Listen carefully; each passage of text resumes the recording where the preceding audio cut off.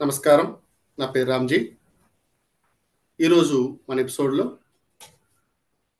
హనుమాన్ చాలీసా యొక్క విశేషాల గురించి, అలాగే వాటి యొక్క నియమాల గురించి తెలుసుకోవడానికి ప్రయత్నం చేద్దాము. హనుమాన్ చాలీసా అనేటువంటిది గోస్వామి తులసీదాస్ గారి చేత పండించబడినటువంటి ఒక స్తోత్రం. ఈ స్తోత్రాన్ని వారు కాశీ పట్టణంలో హనుమంతుల వారు ప్రత్యక్షమైనప్పుడు ఆ 40 శ్లోకాలతో అంటే 40 పాదాలతో కూడినటువంటి ఒక స్తోత్రం చేసినట్టు మనకి 15వ శతాబ్దం నాటి వాడైనటువంటి తులసీదాసు జీవిత చరిత్రలో మనకి కనిపిస్తూ ఉంటుంది. అయితే తులసీదాస్ విరచితమైనటువంటి ఈ హనుమాన్ చాలీసా ఎవరు పఠించాలి అంటే, ఎవరికైతే రామనామ తత్వం గురించినటువంటి జ్ఞానం కావాలనుకుంటారో, అలాగే రాముడి వారి యొక్క కృపా కటాక్షములు కావాలనుకుంటారో, వారు ఖచ్చితంగా ఎవరిని ప్రార్థించాలి అంటే, రాముడికి నమ్మిన బంటు, పిలిస్తే పలికేటువంటి రామదూత అయినటువంటి హనుమంతుడి యొక్క ప్రసన్నం చేసుకోవాలి. ఎందుకంటే పెద్ద పెద్ద మునీశ్వరులకి, మహర్షులకి కూడా లభ్యం కానటువంటి రామదర్శనము కేవలము వాయునందనుడైనటువంటి హనుమంతుని యొక్క ఆశీస్సుల వల్ల, ఆయన యొక్క అనుగ్రహం వలన రామదర్శనం కలుగుతుందని మనకి గోస్వామి తులసీదాస్ గారి యొక్క జీవిత చరిత్రలోనే చెప్పబడింది. ఒకానొక సందర్భంలో తులసీదాస్ గారు తన జీవితంలో జరిగినటువంటి సంఘటనలో జీవితం యొక్క విలువలకి విరక్తుడై సంసారాన్ని త్యజించి ఆయన కాశీపట్నం చేరుకుంటాడు.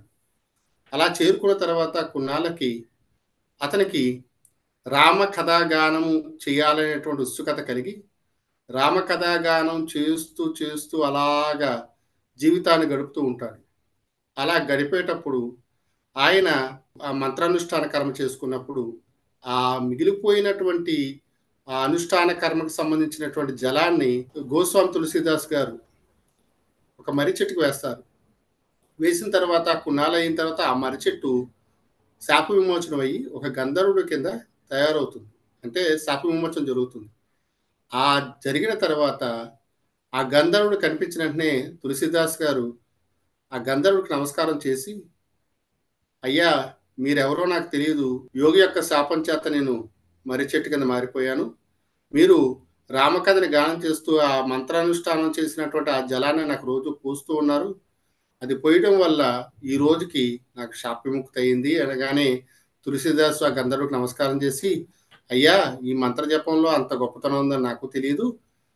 మరి మీరు తలుచుకుంటే ఏదైనా జరుగుతుంది కదా! నాకు రాముల వారి యొక్క దర్శనం చేయించండి చాలు నా జన్మకి" ఆయన పదే పదే ఆయన్ని ప్రార్థించడం జరుగుతుంది. ఆ జరిగిన తర్వాత ఆ గంధర్వుడు అంటాడు, "రామదర్శనం చేయించడం నా వల్ల కాదు. ఆ రామదర్శనం చేయించాలి అంటే గనక హనుమత్ ఉపాసన చేయాలి. హనుమంతుల వారి యొక్క అనుగ్రహం ఉంటేనే రాముడి యొక్క దర్శనం కలుగుతుంది" అనగానే, "మరి హనుమంతుల వారి యొక్క కటాక్షం నాకెలా కలుగుతుంది? మరి దానికి సంబంధించిన వివరాలు చెప్పండి" అని అతను ప్రాధేయపడగా, గంధర్వుడు చిన్నగా నవ్వి ఆయన అంటారు, "అయ్యా, మీరు రోజూ కూడా రామకథాగానం చేస్తున్నారు కదా! ఆ చేసేటప్పుడు ఒక పెద్దాయన ముసలాయన పండు ముదుసలి వచ్చి, ఆ రామనామం జరుగుతున్న ముందుగా వచ్చి కూర్చొని, దానికి ప్రమాణం ఏమిటంటే, ఎత్ర ఎత్ర రఘునాథ కీర్తనం తత్ర తత్ర కృతమస్తకాంజలిం బాష్పవారి పరిపూర్ణలోచనం మారుతిం నమత రాక్షసాంతకం. కాబట్టి నువ్వు రామకథాగానం అంత బాగా చేస్తున్నావు కాబట్టి హనుమంతుల వారు వచ్చి వింటున్నారు రోజు కూడాను. కాబట్టి నువ్వు ఆ రామకథాగానం చేస్తున్నప్పుడు ఎవరైతే ముసలివాడు శ్రద్ధగా వింటూ, చాలా భక్తితో ఎవరైతే వింటున్నారో ఆయన ఒక్కసారి చూసి, ఆయన్ని గనక నువ్వు ప్రాధేయపడినట్లయితే ఆయన ద్వారా నీకు రామదర్శనం కలుగుతుంది" అని చెప్తారు. ఆ తర్వాత చాలా భక్తి శ్రద్ధలతో ఆ రోజు ఎవరో నాకు రాముడి యొక్క దర్శనం చేయిస్తారు అనుకుంటూనే పాపం ఆయన రామ కథాగానాన్ని మొదలుపెట్టడానికి ప్రయత్నం చేస్తున్నప్పుడు, ఒక పండు ముసలివాడు చాలా సద్బ్రాహ్మణుడిగా ఉండేటువంటి వారు అయినటువంటి హనుమంతుల వారు మారు వేషంలో అక్కడికొచ్చి కూర్చొని చాలా భక్తిగా వింటున్నారు. విన్న తర్వాత ఆ కథాగానం అంతా అయిపోయినాక ఆ తులసీదాస్ గారు గబా వచ్చి ఆయనకు 2 కాళ్ళ మీద పడిపోయి, "అయ్యా! మీ ద్వారానే నాకు రామదర్శనం అవుతుంది. మీరు సాక్షాత్తు హనుమంతుల వారని నాకు తెలుసు. కాబట్టి నాకు రామదర్శనం ఇప్పించండి" అని చెప్పి ప్రాధేయపడుతూ ఈ 40 పాదాలు కలిగినటువంటి హనుమత్ చాలీసాని ఆయన అవధీ భాషలో చెప్పడం జరిగింది. హనుమత్ చాలీసా హిందీ భాషలోది కాదు. అవధి అనేటువంటి లోకల్ లాంగ్వేజ్ అది. అంటే లోకల్ భాష, అక్కడ ప్రాంతీయ భాష అయినటువంటి అవధి అనేటువంటి భాషలో ఆ స్తోత్రాన్ని చేయడం జరిగింది. అది చేసినప్పుడు ఆయన తన విశ్వరూపం చూపించి ఆ రామ లక్ష్మణుల యొక్క దర్శనం అనేటువంటిది చేయించడం జరిగింది. మనకి దక్షిణాదిలో ఎలాగైతే వాల్మీకి రామాయణం ఉందో, అలాగే ఉత్తరాదిలో గోస్వామి తులసీదాస్ గారి చేత రచించబడినటువంటి రామచరితమానస్ అనేటువంటిది అంత ప్రశస్తమైనటువంటిది, అంత పుణ్యమైనటువంటి ఇతిహాసము, గ్రంథము కూడాను. కాబట్టి రాముల వారి చరిత్రని చెప్పుతున్నప్పుడు అంత శ్రద్ధగా విన్నటువంటి ఆంజనేయుని యొక్క కృప కలగాలి అంటే ఖచ్చితంగా ఏం కావాలి అంటే హనుమద్ ఉపాసన చెయ్యాలి. హనుమద్ ద్వారానే మనకి రామదర్శనం కలుగుతుంది. కాబట్టి మనకి హనుమత్ చాలీసా పారాయణ చేయటానికి ప్రధానంగా కావాల్సింది ఏమిటంటే హనుమంతుల మీద పరిపూర్ణమైనటువంటి భక్తి. ఇటువంటి భక్తి కావాలి అంటే గనక ఏ పరిస్థితిలోనైనా ఆంజనేయుడు నాకు సాయం చేస్తాడు అనేటువంటి బుద్ధిర్బలం, యశోధైర్యం, నిర్భయత్వమరోగతా, అజాడ్యం వాక్పటుత్వం చ హనుమత్ స్మరణాత్ భవేత్. ఎవరైతే హనుమంతుని యొక్క స్మరణ చేస్తారో వారికి బుద్ధి బలం అధికంగా ఉంటుంది. కాబట్టి చిన్న పిల్లలు, బుద్ధిహీనులు ఎవరైతే ఉన్నారో వారికి మంచి సద్బుద్ధి కలగడానికి, ఎవరైతే ఎప్పుడు భయపడిపోతూ ఉంటారో వారందరూ కూడా హనుమంతుణ్ణి మనసా వాచ కర్మణ త్రికరణ శుద్ధిగా గనక వారు ప్రార్థించినట్లయితే భూత ప్రేత పిశాచాలు లాంటి అనేక రకాలైనటువంటి శక్తులు మన నుంచి దూరంగా పారిపోతాయి. నిర్భయత్వమరోగతా, ఏం చేయాలనేటువంటి సంకల్ప బుద్ధి కలుగుతుంది కేవలము హనుమత్ ఉపాసన వల్ల. కాబట్టి ఎవరైనా సరే హనుమత్ చాలీసాని మనకి చాలీసా అంటే 40 కాబట్టి 40 సార్లు చేయటం అనేటువంటిది ప్రశస్తం.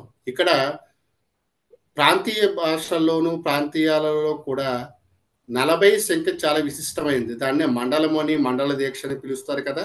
అదేవిధంగా హనుమాన్ చాలీసా 40 సార్లు పారాయణ చేయడం అనేటువంటిది ఒక ప్రత్యేకమైన సాంప్రదాయం ఉంది. 40 సార్లు చేయాలి. ఆ 40 సార్లు చేయని వాళ్ళు కూడా వెసులుబాటు కల్పించడం జరిగింది మళ్ళీ పెద్దలే. అదెలాగంటే 11 సార్లు, అంటే ఆయన రుద్రాంశ సంభూతుడు కాబట్టి 11 సార్లు 11 ఆవృతాల కింద కూడా హనుమాన్ చాలీసా పారాయణ చేయొచ్చు. ఈ 11 సార్లు కూడా చేయనటువంటి వాళ్ళకి హనుమంతుడు పంచముఖుడు కాబట్టి 5 సార్లు చేసినప్పటికీ కూడా అటువంటి ఫలితమే కలుగుతుందని పెద్దలు చెప్పడం జరిగింది.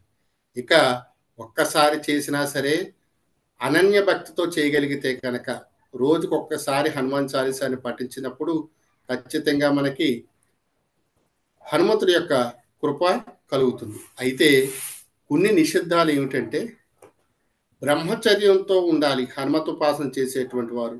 అలాగే స్త్రీలైనట్టయితే బహిష్టు ఇతరులత ఉండేటువంటి దోషాలు ఉంటాయి కాబట్టి వారు చేయకూడదు. అలాగే ఈ మాసాలు ఏవైతే ఉన్నాయో శ్రాద్ధ కర్మకు సంబంధించి కానీ, శౌచానికి సంబంధించినట్టు కానీ, అశౌచానికి సంబంధించినటువంటి కొన్ని ఇబ్బందికరమైనటువంటి పరిస్థితుల్లో ఆ కొన్ని రోజులు మానేసి మిగతా అన్ని వేళలా కూడా హనుమత్ చాలీసా పారాయణ చేయొచ్చు. కాబట్టి హనుమంతుని యొక్క ఉపాసన అనేటువంటిది చాలా గొప్ప విషయము. హనుమంతుని తలుచుకుంటేనే మనకి కోరికలు నెరవేరుతాయని పెద్దలు చెప్తారు. అందుకనే చాలా సార్లు ఆపదాం అపహర్తారం దాతారం సర్వసంపదాం లోకాభిరామం శ్రీరామం భూయో భూయో నమామ్యహం. హనుమాన్ అంజనా సునః వాయుపుత్రో మహాబలః రామేష్టः పల్గుణ సఖపింగాక్షో అమిత విక్రమः ఉదతీక్రమణశ్చైవ సీతాశోకవినాశకः లక్ష్మణప్రాణదాత చ దశగ్రీవశదర్పः ద్వాదశైతాని నామాని కపీంద్రస్య మహాత్మన స్వాపకాలే పఠే నిత్యం యాత్రాకాలే విశేషతः తస్య మృత్యుభయం నాస్తి సర్వత్రా విజయీ భవేత్. నమస్కారం.